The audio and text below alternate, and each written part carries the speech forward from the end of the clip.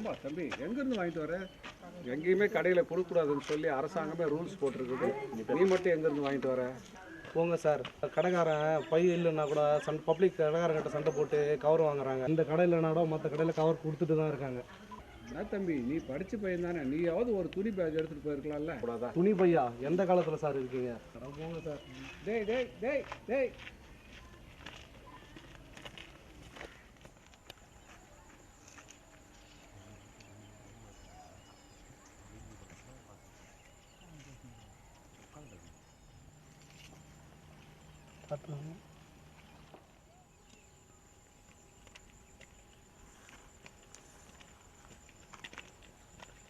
நான் வேலுச்சாமி தலையில் கை வச்சுன்னு உட்காந்துருக்குற. ஒன்றும் இல்லை ஐயா, அப்போவே சொன்னோம் ஐயா, போரெல்லாம் வேணாமுன்னு.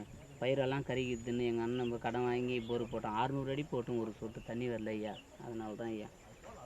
அதுக்கு தாயா அடிச்சுக்கிறேன், மரம் நடுங்கயான்னு. 600 அடி போர் போட்டோம், ஒரு சொட்டு தண்ணி வரல. வருங்கால சந்ததிகள்லாம் என்ன ஆகுறது? போங்கய்யா, இனிமேலாவது மரம் நட்டு பயிரை காப்பாற்றுறத பாருங்கள். சரிங்க ஐயா.